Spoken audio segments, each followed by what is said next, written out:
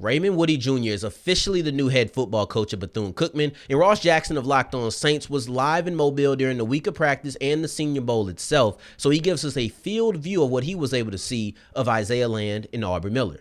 Oh yeah, it's Locked On HBCU.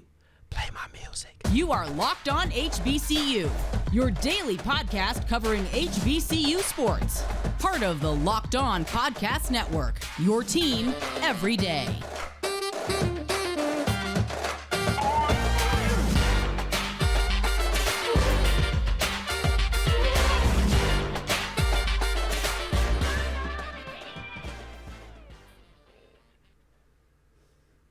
What's going on, family? Welcome back to another episode of the Locked On HBCU podcast, your number one daily one-stop shop for everything HBCU athletics, Monday through Friday, part of the Locked On Podcast Network, your team every day. And now, of course, I'm Darian Gray, a.k.a. the Mouth of the South, Texas Southern alum and former TSU Herald Sports editor. Thank you for going on this journey with me, making Locked On HBCU your first listen of the day every day. And remember, just because the mic cuts off, and it will cut off, don't forget that the journey is not over. Just go ahead and follow me on Twitter at South Exclusives, which you can see at the bottom of the screen. But if you're on the audio side of things, shout out to you, because the audio side been going up. So shout out to y'all for the downloads and the listens. I appreciate it. But if you are on the audio side, don't forget the S on the end of South Exclusives. And today's episode is brought to you by FanDuel. FanDuel is the #1 and official sports book of the Locked On Podcast Network. Make every moment more when you visit FanDuel.com/LockedOn today to get started. And Bethune Cookman has their new head football coach. Raymond Woody Jr. is officially, that's the key word here, officially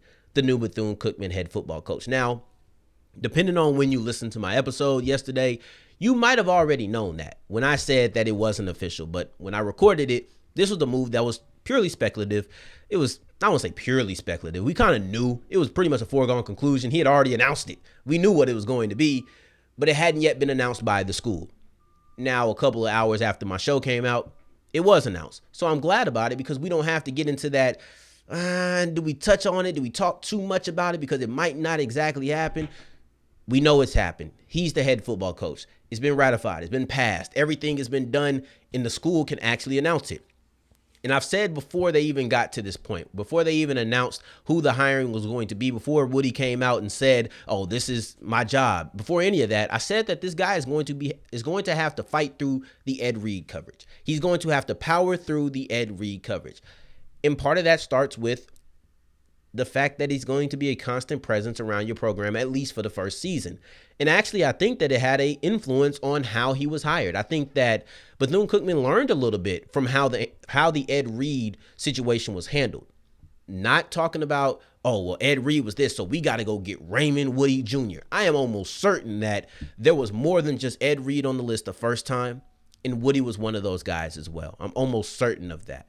Now, I do look at how they handled each hire, and I can't help but think that Ed Reed influenced it in two ways. A, the type of coach that they went for, and then B, how it was announced.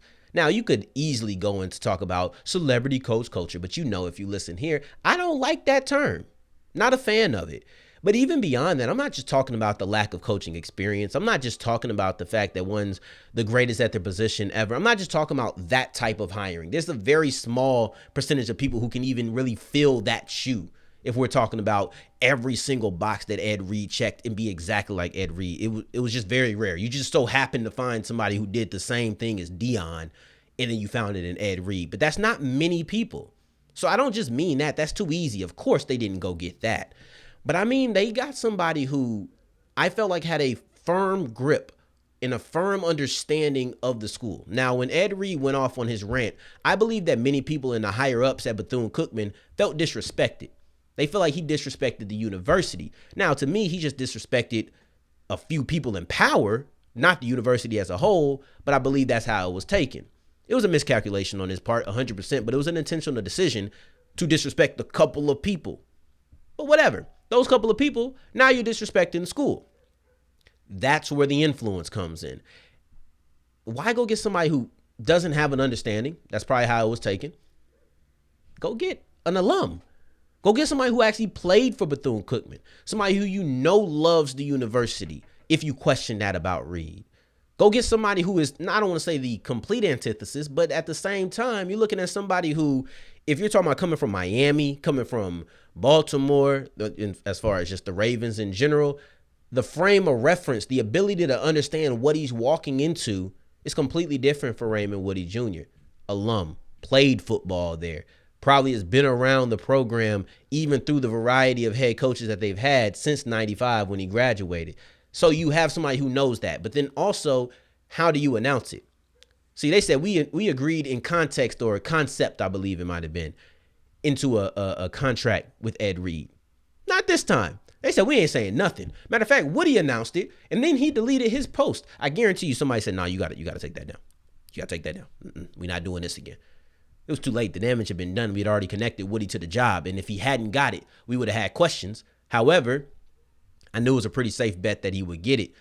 But they completely changed. There was no, you waited until the dotted line was signed until you finally said, this is who we have. And I think it's the right way. You look at it. You hire him on Monday. There is a press conference on Wednesday. I question why there was no press conference with Ed Reed, and it was because he didn't have a contract. I question why things were so quiet with Ed Reed is because he didn't have a contract. You see how quickly things move when you're actually signed? You get signed on Monday. You're the new head coach, been announced Monday morning. Wednesday at noon, you're going to be going up there for your introductory press conference. That's how things are supposed to work. Sorry, that was something that did kind of bother me when I said my piece about Ed Reed a while back, that people were like, bro, you just used to how Dion moved. No, I'm used to coaches getting hired and then being introduced not 3 weeks later. But now we know the reason for it. Let's keep pushing. I don't want to just make this too much about Ed Reed and the difference in how they handled the situation. I think they handled it much better as well. I think they did everything that they needed to, and they got the guy that they wanted, maybe the guy that they should have got in the first place for what they were trying to be, right? So now that they've done that, let's talk about the qualifications. Because I don't want to just say, oh, well, he likes the university. He loves the university. And he's not a former NFL Hall of Famer. There's way more to it than that. There's way more to it than that because he's actually a great defensive mind and a great recruiter. And that's a big reason on why he was able to get this job. And we'll talk about that as we continue with Locked on HBCU. Before we get into that, today's episode is brought to you by Built Bar, the Swiss Army knife of protein bars. You need a protein bar that you can just eat on the fly because you're just hungry. Like, I'm just kind of hungry. I need something to hold me over. Built Bar. About to go to the gym, need something that's full of protein, Built Bar. You need something that's tasty and you want to have something tasty because who doesn't want to have tasty food when they're eating? Built Bar. There's not many things that can say they do all three. It's just not. There's places who can say, oh, we can do both, but all three? Nah. That's why you have Built Bar. You have a bunch of flavors like cookies and cream, cookie dough, chocolate chip, brownie. It's just so many flavors that sound like, you sure this is healthy? Yes, I'm sure. Go read the nutrition facts. High in protein, low in fat, low in carbs, low in sugar. It's good for you and it tastes good. What more could you want out of Built Bar? Just go ahead and run to your local Walmart or Sam's. You can get them right now. If you're patient, you get a bonus of having 15% off with the promo code LOCKED15. Go to built.com and use the promo code LOCKED15 for 15% off. And as we continue rolling on today's episode of Locked on HBCU, I want to thank you guys for making us your first listen of the day, every day. For your second listen, check out Locked On College Basketball. It's everything you need around the sport in one place, wherever you get your podcast, including where you're listening or watching me right now. And we're going to continue talking about Raymond Woody Jr. And we're going to talk about his qualifications because I don't want to make it all about how they handled the situation. Let's talk about his qualifications because this guy is more than qualified. You look at what he's been able to do. He's been at big schools like Southern Florida, Florida State, Oregon. He has experience at these universities, being an outside linebacker coach, being a special teams coach. He's done those things. And you look at Oregon, when he was the linebackers coach at Oregon, he was able to help that defense go from 126th ranked to 46th ranked in a matter of a year. I think it was 2016 to 2017, if I'm not mistaken. He was only on that staff for 1 year. 80 spots they jumped up. That's a big deal. That's a big deal. You look at his time at USF, Southern Florida, or South Florida, excuse me. You look at his time there, well, you had 11 wins. You had a top 25 defense in total defense or forced takeaways, yards per game. These were all stats that they were top 25 in, top 30 in. Like, these were really big time numbers for him. And you know what? And then that also helped them lead to a school best 11 victories that season. So let's not act like these are just empty numbers or just, they just so happen to have a good defense, I guess. No, these were good defenses that then led to wins. That's what you want. He was also an assistant coach at certain places, and that's something that I like in potential hires. He's been a positional coach. He's been an assistant head coach. He's been a defensive coordinator, and then he's also been a recruiting coordinator, but only at FAU. This is not going to pop up in many of his his job titles, but he was a recruiting coordinator, and he was a darn good recruiter, if we're going to be honest about it. I think that this might be the thing we need to highlight more than anything else. He came to the ACC with Florida State, and 2 months in, I believe it was only 2 months in, they had already graded him the second best recruiter in the conference. At the Sun Belt, he was graded the recruiter of the year. If you want to talk about how good his defenses have been, 100%, that's important. But recruiting, according to the athletic director, is a big reason on why they hired him. He's had 7 NFL draftees under his leadership. You're hoping that can transition to Bethune-Cookman. And it doesn't have to be getting players drafted. Of course, you would love that. Every draft cycle, we sit here and talk about HBCU players we think should be drafted. But it doesn't have to be that. It just has to be accumulating talent to win. Because let's be honest. If you're honest with yourself, if you're really honest with yourself, what takes a higher precedent? These players making it to the league, or your school winning an HBCU championship, winning a SWAC championship, winning a MEAC championship? So if you're just asking me if I get a championship or my players go pro, I'm going to take that championship probably 9 times out of 10. I'm just being completely honest. I hope my vulnerability ain't used against me, but this is a team sport. We are fans of the team. I wish the kids the best, but the point is for my team to win, right? I mean, like that's just the truth of the matter. And I think if we're mostly honest with ourselves, we're looking for the championship first, individual success second. Unless we're actually one of the players or have family on the team or something like that, then we might be looking for that individual success before the team. But otherwise, if you ain't got no real tie to any player, you're probably looking at the team's success. It just sounds harsh to say, but when you break it down, I really don't think it's that bad. And now that we talked about what he's brought to the table, what is he going to have to deal with once he gets to the table? And now that we've talked about what he's going to bring to the table as far as defensive acumen, as far as recruiting and everything, once he gets to that table, what is he going to have to deal with? He's going to have to deal with probably a locker room divided. There's going to be a certain section of that locker room that wanted Ed Reed, still wants Ed Reed, and will want Ed Reed until you get them to buy in.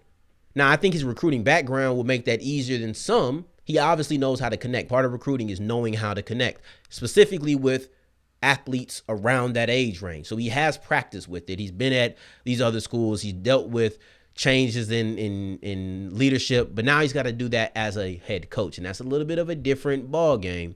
But I think his recruiting background makes it where that's plausible. And once he's able to get them to buy in, it's usually special. Once you can get those guys who are already against you to now be with you, that dedication is a little bit different. I can't wait to see if or when it happens, because I will be paying attention, like everybody will be, to how Bethune-Cookman fares in the first season underneath Raymond Woody. And going forward, we have host of Locked On Saints, Ross Jackson, on to talk about what he was able to see because he was live in Mobile, and he was able to see Isaiah Land's transition out off-ball linebacker. He was able to see Aubrey Miller running around the field at practice and in the game. So in true Ross fashion, let's get it. No, seriously, let's get it and bring on Ross as we continue with Locked On HBCU. Before I get into that, today's episode is also brought to you by FanDuel. FanDuel is the official sports book of the Locked On Podcast Network. You can visit them right there at the website below, which is FanDuel.com/LockedOn. They want to help you make every moment more. We're in Super Bowl week. How many yards is Jalen Hurts going to run for? How many yards is Patrick Mahomes going to throw for? How many yards is Jalen Hurts going to throw for? How many yards? Who's going to be the leading receiver? If it's not Jalen Hurts or Patrick Mahomes, who do you think will be the Super Bowl MVP? A.J. Brown? Miles Sanders? It'd be hard for a wide receiver to get it. Is Travis Kelce able to get it? I don't know. Let me know who you think. Maybe Hassan Reddick, who we're going to talk about with Ross. There's so many different options, but these are the type of bets that you can make on FanDuel. It's Super Bowl week. That's what I'm going to be referencing all week. I don't know if I'll be referencing the NBA or anything like that. I'll be talking about the Super Bowl. Go to FanDuel.com/locked on. Place a $5 bet and you'll get $300 back in free bets. And that's wrapping up today's episode of Locked on HBCU. I appreciate you guys for making it to segment 3. And I have a good friend of the show, good friend of mine, Ross Jackson, host of Locked on Saints, who was live at Mobile. So we're going to ask him about our HBCU players. And Ross, you can't see, but this is my 2018 New Orleans Saints championship All shirt. right. Yeah, living in the past as present ain't great. I feel you. Back when things weren't too bad. But I want to make that connection between the Saints and HBCUs very early and start off with Isaiah Land. This was the first time that we saw him play off-ball linebacker. So quickly, can you kind of explain to the viewer Caden Ellis's NFL trajectory and see if Isaiah Land could possibly have that same type of career early on? Yeah, absolutely. So the way that Caden Ellis kind of panned out in with the New Orleans Saints is that they brought him in as a linebacker that kind of was a jack of all trades, did a little bit of everything out of Idaho. He was part of the Idaho Vandals when he was in college. He played 3 tech for a game. He's got some offensive experience. He played off-ball linebacker. He played edge rusher. He played safety. Kind of did everything, at a program like that. But when they brought him to New Orleans, their kind of look for him was to try to teach him what they call Mike, which is basically just your middle linebacker. He's your shot caller, the quarterback of the defense. But then over time, he played a lot more of what they call Sam or strong side linebacker. So you're a little bit more of an on-ball linebacker in that case. You're a pass rusher, you're a primary run defender, but you're not doing a lot of coverage assignments. In 2022, however, after Saints linebacker Pete Werner, who was in his second year, was dealing with some injuries, Caden Ellis went out there and balled out everywhere that they put him. And so he was in coverage, he was rushing the passer, he was stopping the run, and he was able to do all of it. What we saw from Isaiah Land over in the Senior Bowl practice week was also reinforced a little bit in the game, was him getting some of those looks to do a bit of everything. He was a primary pass rusher during his time at FAMU, as well as, a couple of other things, but he was also playing undersized there. 215 pounds, I believe, is where he was listed. He comes into the Senior Bowl, weighs in at 226, shows that he was able to put on a little bit of weight, and then they had him play off ball. So there's a lot of connections there in terms of what the New Orleans Saints saw with Caden Ellis. I'll mention also Zach Bond, somebody who had a very similar trajectory, was a primary pass rusher and run defender at Wisconsin, did a little bit of off-ball linebacker work at the Senior Bowl, drafted in the 3rd round. Some people thought he would be a first-rounder, so we'll see how that show of being able to play a little bit of off-ball linebacker, which he did pretty well. Yeah, he lost a rep to Tajay Spears, but it wasn't as bad as when Tajay Spears took a man's ankle and soul all in 1 rep, which was a different linebacker that was in coverage there. So if he's able to show that he could transition some of that to the NFL, maybe put on just a little bit more weight, get into the 230, 240 realm by the time that the draft rolls around, or at least by the time that training camp rolls around, I think he's going to be in a really good spot to be able to showcase all of his abilities with an NFL team in the fall. Yeah, and I think that was so unexpected. I didn't see him playing off-ball linebacker at all. I think it caught many of us by surprise. What I felt like his NFL, and I still kind of feel like this might be best for him, his NFL role would be as a 3-4 outside linebacker. You mentioned Zach Bond. That's exactly what I felt about Bond. I feel like 3-4 outside linebacker is going to be him. That's still technically an edge, except he won't have his hand in the dirt. He did play edge at the Senior Bowl. Despite his size, how do you feel like he showed his ability to play against offensive tackles? Yeah, I think he performed well. Now, I will say this. The offensive line dominated the defensive line all practice week when it came to the Senior Bowl, with the exception of a couple of reps here and there. Ali Gay won a big rep. You saw a couple of big wins from Byron Young out of Tennessee. So there were some wins, whether they be in one-on-ones, which are usually pretty weighted towards one side or the other, and then, also showed what they could do in team drills. The thing that I do think, like if I looked at somebody in the NFL and I said, okay, here's what I could see for Isaiah Land, I'll look at Hassan Reddick in Philly. Now he's going to be playing a Super Bowl game this week, so maybe he's just on the top of my brain because of that. But honestly, he was somebody 6'1", 235 pounds, came in. Arizona did the wrong thing. They tried to turn him into an off-ball linebacker. That didn't work. Philly got a hold of him, turned him into a pass rusher, and then he became part of a team that set a franchise record with 70 sacks in 2022. And he had a big portion of those sacks. So I could see something like that happening for Isaiah Land, who has this really remarkable speed rusher, but can also be violent with his hands style as a pass rusher, that if he falls in with the right system, that he could potentially take off and have a bigger year and potentially bigger career than people might expect with him coming out of an HBCU, which always, of course, is met with, I think, an unnecessary amount of criticism. Yeah, let's go ahead and switch over to the natural linebacker, and that's Aubrey Miller. Now, you heard him mention this guy a little bit earlier, Tajay Spears. That is Ross's, I think it's safe to call him his draft crush. Draft I crush, think that's who it is, right? He loves Tajay. So Aubrey Miller and Tajay were able to meet up on a couple of, I think, 3 pass rush drills, and then also they had a play in coverage as well, if I'm not mistaken. That's correct. When you're looking at those battles, how do you feel like those win? What do you feel like Miller showed that was really built to him? Yeah, I think the thing that you like about Miller a ton is his motor. On no play did he ever give up. Even after the pass was caught, he always showed what he could do in terms of closing, things like that. You saw that in that Tajay Spears one-on-one, for instance. He was able to close after that play, show you that he would have been able to put himself in position to at least make the tackle, which is really what the NFL is about. You know, I think we make a lot about completion percentage allowed and things like that, but making tackles at the catch point sometimes is just as important as stopping the catch from happening in the first place. You're keeping a guy in bounds, you're running off the clock, you're forcing them to get up and, have to go and run another play in a late game situation, all those other things. So making a tackle at the catch point just as important as breaking up a pass. We also saw him end up disrupting and leading to what I would call maybe a forced incompletion more than a pass breakup. That was against Lucas Musgrove, the big tight end that was on the opposite side on that one. And so you see his ability to be able to track a tight end all the way down the field, down the seam. You see his ability to be able to make a tackle at the catch point. You also saw his ability to chase somebody down and absolutely just lay them out on the field during the Senior Bowl game. You and I were talking before we started recording. Doesn't matter where that play happens. That was a huge moment for him to put him on the spot. That's really what the Senior Bowl is about too, right? Like somebody sees that play and they go, oh, who's that guy? And then they go and they watch the tape. And so those moments are just as important as the consistent performance throughout the course of the practice week. And you talked about the course of the practice week. In the game, the culmination of it all, Aubrey Miller had 7 tackles, showed that he could fly around the field all day, every day, right? What do you feel like that game represented as far as his performance in the Senior Bowl versus his performance in the Senior Bowl week of practice?